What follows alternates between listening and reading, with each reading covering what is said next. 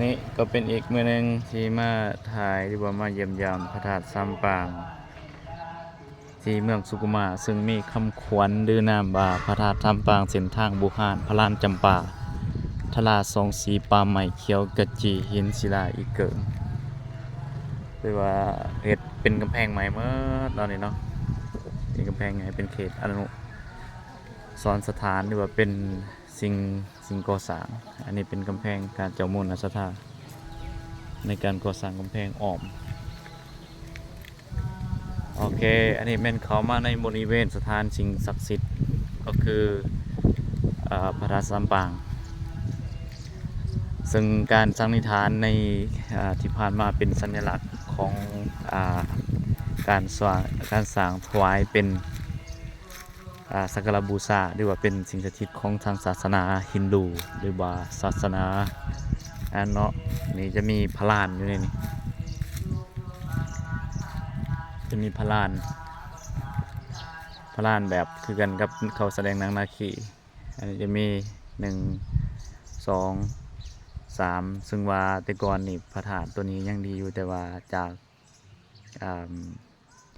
การเวลาเฮ็ดให้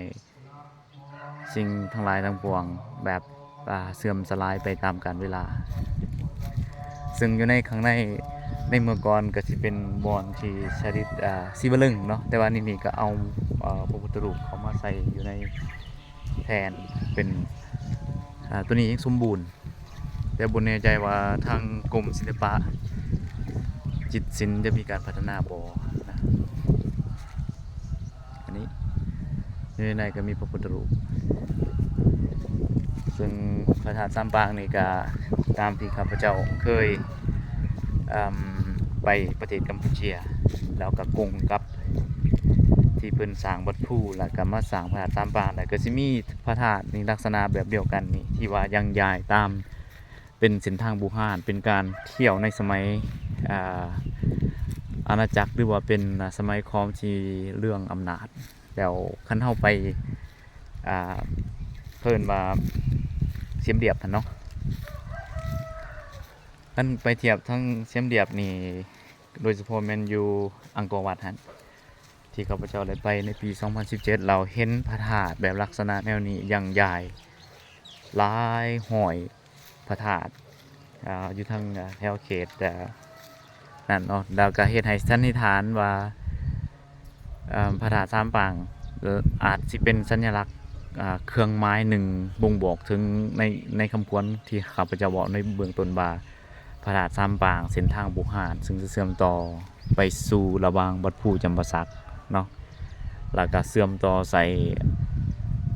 พระธาตุอันนั้น